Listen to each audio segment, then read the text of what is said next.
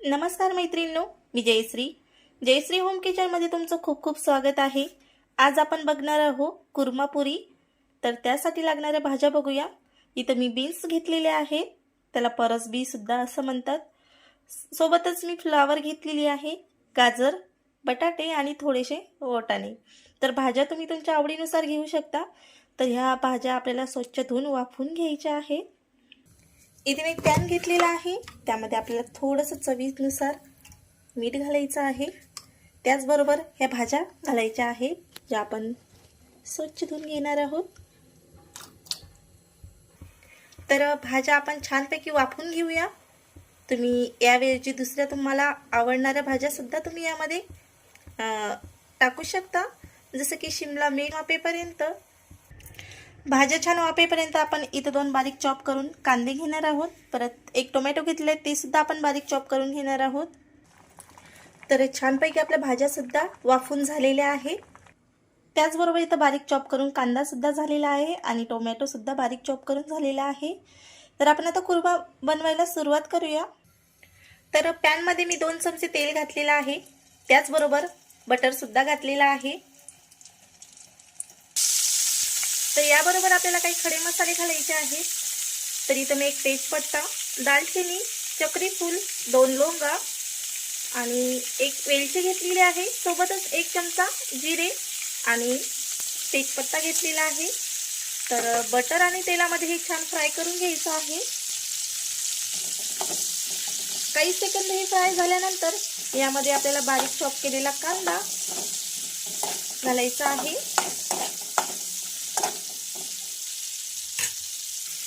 तर आपलं खडे मसाले छानपैकी फ्राय झालेले आहेत। तर आता बारीक चॉप केलेला कांदा घालूया। तर आपल्याला कांदा हा गुलाबीसर रंगापर्यंत फ्राय करून घ्यायचा आहे।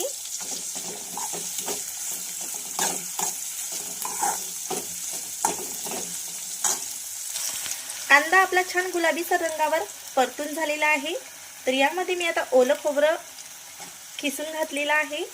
त्याचबरोबर यामध्ये 1 टोमॅटो घालायचा आहे आणि हे सुद्धा छान परतून घ्यायचं आहे।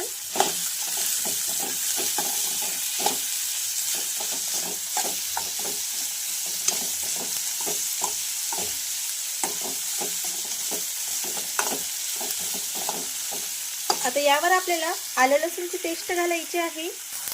तर यामध्ये आलं लसूणची पेस्ट घातलेली आहे आणि छान याला परतून घ्यायचं आहे।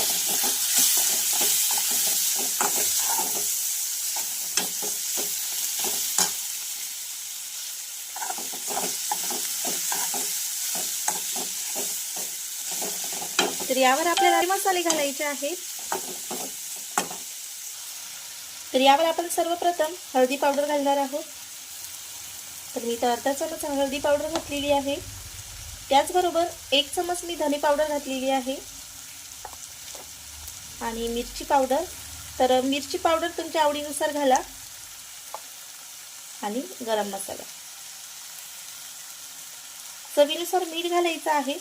मीठ आपण भाज्यामध्ये सुद्धा घातलेलं आहे, त्यामुळे मीठ आपण थोडं कमीच घालणार आहोत। आणि छान याला तेल सुटेपर्यंत हे मसाले फ्राय करून घ्यायचे आहेत। मसाले जळू नये म्हणून आपल्याला यामध्ये जे आलं लसूणची पेस्ट काढलेली होती मिक्सरच्या भांड्यामध्ये, त्यामध्ये पाणी घालून थोडंसं यावर पाणी घालायचं आहे। तर इथं बघू शकता तुम्ही, आलं लसूणची पेस्ट मिक्सरच्या भांड्याला बाकीच आहे, त्यामुळे यामध्ये आपल्याला थोडंसं पाणी घालून हे मसाल्यावर घालायचं आहे आणि मसाले छान असे परतून घ्यायचे आहेत, छान तेल सुटेपर्यंत। तर मसाले आपले छान परतून झालेले आहेत। तुम्ही बघू शकता इथं तेल सुद्धा रिलीज होत आहे। तर या स्टेजवर आपल्याला यामध्ये घालायचे आहेत काही काजू। त्याचबरोबर आपण ज्या भाज्या वाफवलेल्या होत्या त्या सुद्धा घालायच्या आहेत।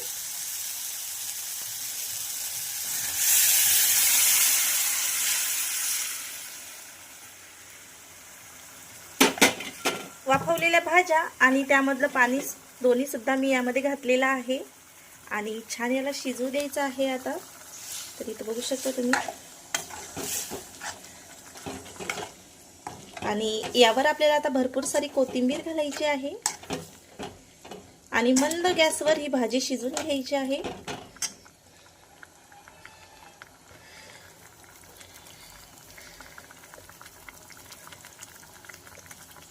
तर ही कोथिंबीर मी देठा सगळं घेतलेली होती, त्यामुळे टेस्ट भाजीला खूप छान येते।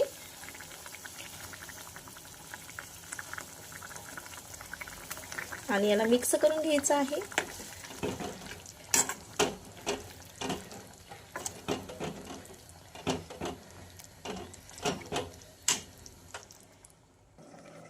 तर कुर्मा शिजेपर्यंत आपण पुऱ्या बनवून घेऊया। तर इथे 4 वाटी गव्हाचं पीठ घेतलेलं आहे मी आणि 1 वाटी बेसन पीठ घेत आहे। तर पीठ हे छान चाळून घ्यायचं आहे आपल्याला आणि अर्धा वाटी मी मैदा घेतलेला आहे, हे सुद्धा आपल्याला चाळून घ्यायचं आहे। यावर चवीनुसार मीठ घालूया आणि घट्टसर पीठ मळून घ्यायचं आहे।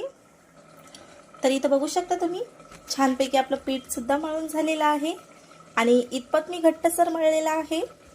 तर याला आपण 10 मिनिटांसाठी असंच रेस्टला ठेवणार आहोत आणि चेक करणार आहोत कुर्मा तयार झाला आहे की नाही।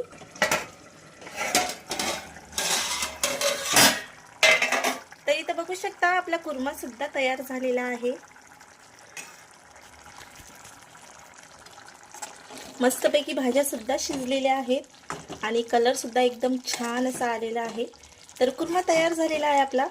तर आता आपण पुऱ्या बनवायला सुरुवात करूया। रेडी आहे आपला कुर्मा।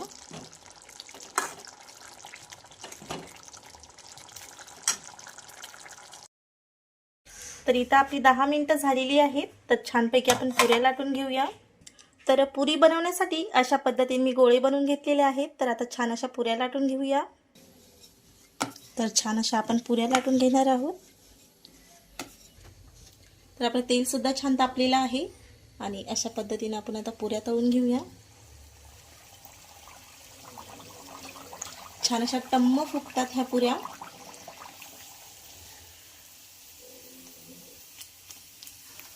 आणि जास्त वेळ अशा कुरकुरीत सुद्धा राहतात।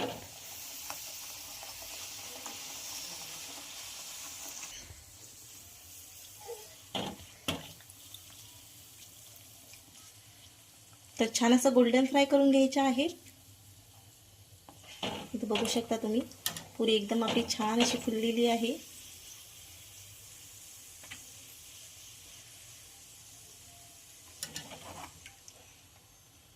तर अशाच पद्धतीने आपण दुसरी सुद्धा पुरी बनवून घेऊया।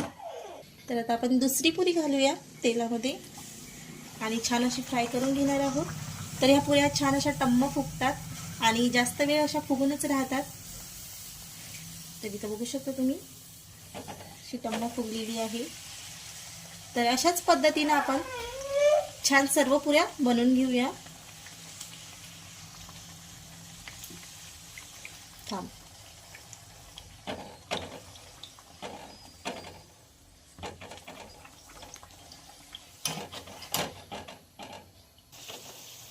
तर रेडी आहेत आपल्या कुर्मा पुऱ्या। तर इथं बघू शकता अतिशय छान आणि टम्म फुगलेल्या आहेत। तर आपला कुर्मा सुद्धा एकदम छान आणि सुंदर झालेला आहे। इथं बघू शकता कुर्माचं टेक्स्चर। तर आपण सर्व करून घेऊया।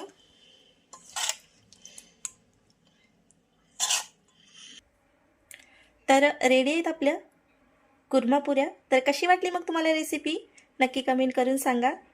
आणि बघू शकता तुम्ही पुऱ्या एकदम छान अशा टम्म फुगलेल्या आहेत। तर रेसिपी आवडल्यास लाईक शेअर सबस्क्राईब नक्की करा आणि बेल आयकॉनला सुद्धा प्रेस करा, म्हणजे माझे नवनवीन व्हिडिओ तुमच्यापर्यंत पोहोचत राहतील। आणि माझे असे छान छान व्हिडिओ बघण्यासाठी मला कमेंट करून सांगत राहा। धन्यवाद।